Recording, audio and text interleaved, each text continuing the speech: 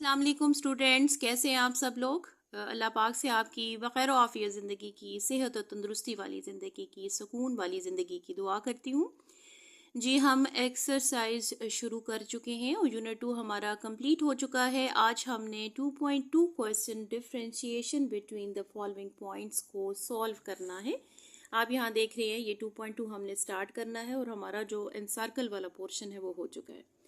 तो ये जो क्वेश्चन है 1 to 6 जो है क्वेश्चंस, इनके शॉर्ट नोट्स मैंने बना दिए हैं और उस तरीके से हम इसको डिफरेंशिएट करेंगे। ठीक है, तो आपने भी इसको डिफरेंशिएशन फैक्टर्स को एज अ नोट्स बनाना है। ये छोटी स्मॉल डेफिनेशंस हैं जिसको हम इस तरह कवर करेंगे।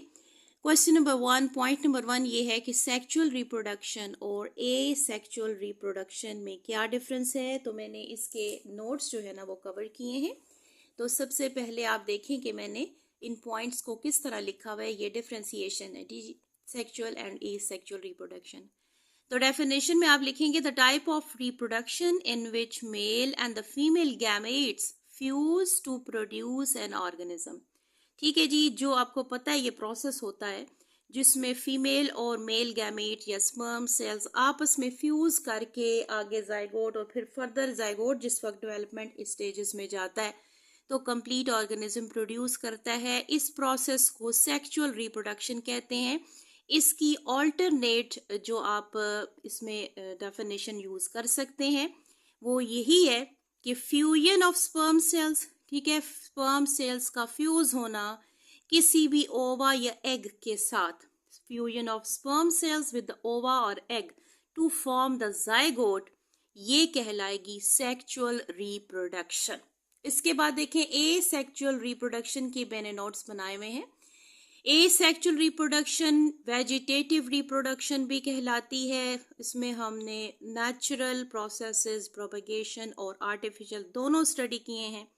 ये क्या है जी, टाइप ऑफ रिप्रोडक्शन है जिसमें कुछ प्लांट्स जो पार्ट के होते हैं, कोई भी पार्ट लेकर उसको फिर आगे प्रोपेगेट करवाया जाता है और उससे एक कंप्लीट प्लांट ऑर्गेनिज्म जनरेट किया जाता है।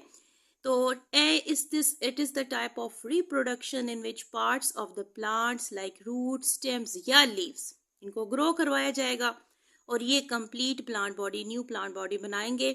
न्यू ऑर्गेनिजम्स के अंदर आइडेंटिकल कैरेक्टरिस्टिक्स होंगे लाइक देयर पेरेंट प्लांट, बिल्कुल जिस तरह इनका पेरेंट प्लांट होगा। आपने ए सेक्सुअल रिप्रोडक्शन के पॉइंट्स में ये पढ़ लिया था। नेक्स्ट क्वेश्चन जो है क्वेश्चन नंबर 2 में डिफरेंशिएशन किस चीज की पूछी हुई है, सेल्फ पॉलिनेशन और क्रॉस पॉलिनेशन की। ठीक है जी, सेल्फ और क्रॉस पॉलिनेशन के बारे में हमें पूछा हुआ है। इसके भी मैंने नोट्स बना दिए हैं कि ये हमारे पास क्या चीज होती है। This one is the definition self pollination और क्रॉस पॉलिनेशन की।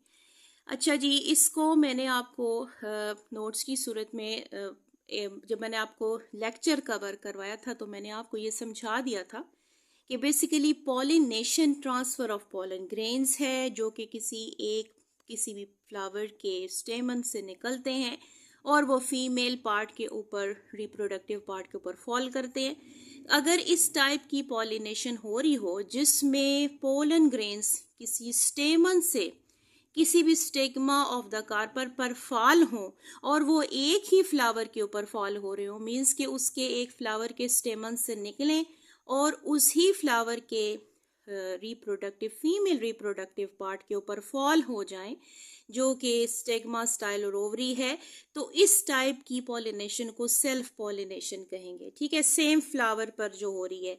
और आप देखें कि क्रॉस पॉलिनेशन क्या होगी, जिस वक्त ये पॉलन ग्रेन्स किसी स्टेमन से ट्रांसफर होकर किसी स्टिग्मा के ऊपर जो कार्पल का पोर्शन है किसी दूसरे फ्लावर के ऊपर फॉल करते हैं, तो इस टाइप की पॉलिनेशन को क्रॉस पॉलिनेशन कहा जाता है। अब वो एक ही फ्लावर के ऊपर फॉल नहीं करेंगे बल्कि क्या होगा कि किसी दूसरे फ्लावर के फीमेल रिप्रोडक्टिव पार्ट को जाकर टच करेंगे तो उधर से पॉलिनेशन स्टार्ट होगी, तो ये होगी cross pollination. Now point number 3 की तरफ आ जाते हैं। हमने किसको डिफरेंशिएट करना है, पॉलन ग्रेन्स और ओव्यूल को। इसके अलावा हमने एक पॉइंट लिखना है जी, फर्टिलाइजेशन और डबल फर्टिलाइजेशन। अच्छा जी, ये जो पॉइंट है मेरे से मिस हो गया था, इसकी डेफिनेशन मैंने लिख दी है कि पोलन ग्रेन्स और ओव्यूल में क्या फ़र्क है। पोलन ग्रेन्स जो है वो मेल रिप्रोडक्टिव पार्ट होता है, एंथर का पोर्शन होता है और उसके अंदर स्मॉल स्पोर्स लाइक स्ट्रक्चर्स होते हैं जिनको पोलन ग्रेन्स कहा जाता है। और ओव्यूल कहाँ पर होता है? ये फीमेल रिप्रोडक्टिव पार्ट जो ओवरी कहलाता है, उसके अंदर जो स्मॉल स्ट्रक्चर्स हैं उनको ओव्यूल कहा जाता है। आपको मैंने फर्टिलाइजेशन में, पॉलिनेशन में with the help of diagram in दोनों का बहुत ज़्यादा क्लियर डिफरेंस बताया था। अगेन हम इसे डायग्राम की मदद से देख लेते हैं। ये देखें जी, स्ट्रक्चर ऑफ फ्लावर डायग्राम बनी हुई है और आपको डायग्राम में नजर आ रहे हैं ये जो साइड्स पर आपको मेल रिप्रोडक्टिव पार्ट्स मिल रहे हैं, इनके ऊपर वाले पोर्शन को आप देखें तो आपको ये लेबल हुआ हुआ है एंथर के साथ। इसी एंथर के अंदर स्मॉल स्पोर्स लाइक स्ट्रक्चर मौजूद होता है। उस spore like structure sperm cells कहलाते हैं या उन्हीं को हम मेल रिप्रोडक्टिव पार्ट या पोलन ग्रेन्स कहते हैं। इसके बाद आप सेंटर में देखें तो आपको एक ही इलोंगेटेड सा पोर्शन नजर आ रहा है, ठीक है, जिसका लास्ट वाला जो पोर्शन है वो क्या है? ओवरी है। और ओवरी के अंदर ये साइड बाय साइड आपको जो 6 छोटे छोटे स्ट्रक्चर्स नजर आ रहे हैं ये ओव्यूल हैं, ठीक है जी। यही 2 मेन पार्ट्स हैं जहाँ से वो फ्यूजन होती है, मीन्स के यहाँ से जो एंथर के अंदर से स्पर्म सेल्स आते हैं और इसके अंदर फ्यूज करते हैं और सारा प्रोसेस होता है। तो आपको डायग्राम से भी ये समझ आ गई होगी। आगे देखिए जी, पॉइंट लिखा हुआ है फर्टिलाइजेशन में और डबल फर्टिलाइजेशन में क्या डिफरेंस है। अगेन इनको आपको नोट्स की मदद से मैं समझा देती हूँ जो मैंने के बना के रखे हैं। फर्टिलाइजेशन बेसिकली फ्यूजन है किसी मेल गैमेट का किसी फीमेल गैमेट के साथ मिलना। ये वही प्रोसीजर है जो बार बार मैं आपको रिपीट करवा रही हूँ। एक सिंगल फर्टिलाइज एग या जाइगोट फॉर्म होता है। ये फ्यूजन जो है, इस फ्यूजन का नाम फर्टिलाइजेशन है, ठीक है। और डबल फर्टिलाइजेशन क्या चीज़ है?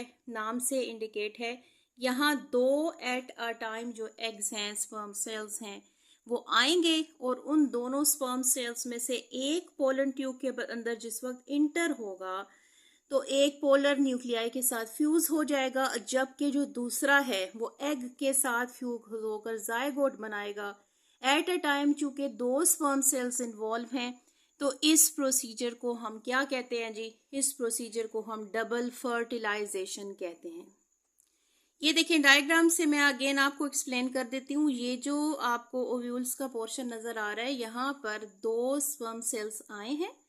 एक स्पर्म सेल्स ने जाकर किसको फ्यूज होना है? इन ओव्यूल के पोर्शन को फ्यूज होना है और इससे इसने एक सेक्शन निकालकर हमें बताया हुआ है कि ये जब फ्यूजन करेगा तो ये किसी एग के साथ मिलेगा, ठीक है। दूसरा जो हमारे पास स्पर्म सेल आया वो इसने पोलर न्यूक्लियाई के साथ फ्यूज हो जाना है। तो इसी प्रोसेस को हम डबल फर्टिलाइजेशन कह रहे हैं कि ओवरी के अंदर at a time 2 types of fertilization हो रही है और 2 जो यूनियन है हो रही है 2 स्पर्म सेल्स की, इसी को डबल फर्टिलाइजेशन का नाम दिया जाता है। नेक्स्ट देखिए जी, हमें डिफरेंस पूछा है बडिंग और ग्राफ्टिंग के अंदर के बडिंग और ग्राफ्टिंग में क्या डिफरेंस है। मैंने अगेन इनको नोट्स की सूरत में बना दिया है। ये बडिंग क्या टेक्निक है जिसमें कोई भी ऐसे पार्ट ऑफ द प्लांट को यूज किया जाता है जिसके अंदर कोई बड मौजूद होती है, ठीक है। कहीं कोई पार्ट को स्टेम है, कोई रूट है, पोर्शन उसका ले लिया जाता है और उसके अंदर हो जाती है जी बड। ये जो बड है, ठीक है, क्योंकि नोड होता है उसके अंदर, तो वो बड आगे से कंप्लीट प्लांट में ग्रो करती है। इस प्रोसीजर को हम बडिंग कहते हैं। और ग्राफ्टिंग में क्या किया जाता है? ग्राफ्टिंग में किसी भी पार्ट ऑफ द प्लांट को पहले कट किया जाता है, किसी एक पार्ट को, आइदर वो स्टेम है, और फिर उसी पार्ट को हम ज्वाइन कर देते हैं दूसरे प्लांट के साथ इस तरीके से कि वो एक सिंगल प्लांट बॉडी की तरह ग्रो करे। तो इस टेक्निक या प्रोसीजर को ग्राफ्टिंग का नाम दिया जाता है। लास्ट देखिए कि आपको स्क्वाइन और स्टॉक का फर्क पूछा गया है कि इन दोनों में क्या डिफरेंशिएशन फैक्टर है। मैंने इसको नोट्स की सूरत में इस तरह एक्सप्लेन किया है कि स्क्वाइन का वो पार्ट क्या चीज़ होती है। अगर इसी ग्राफ्टिंग के टेक्निक को देखा जाए तो बडिंग में या ग्राफ्टिंग दोनों किस्म की टेक्निक्स में जो कट पोर्शन किसी प्लांट बॉडी के स्ट्रक्चर को, उसकी स्टेम को या किसी भी हिस्से को जो कट किया जाता है, ये कटेड पोर्शन जिस वक्त हम प्लांट की स्टेम को अटैच करते हैं उसको, उस कटेड पोर्शन को स्क्वाइन कहा जाता है। ठीक है जी। और ज़ाहिर है जिसके साथ हम इसको अटैच कर रहे हैं, ठीक है, वो प्लांट जिसके साथ इस कट पार्ट को अटैच किया जाता है उसको स्टॉक का नाम देते हैं, जो इसको सहारा देगा, एक स्टॉक का काम करेगा। और फिर कंप्लीट प्लांट बॉडी जो है ऑन होल एक ही कंप्लीट प्लांट बॉडी ग्रो करेगी।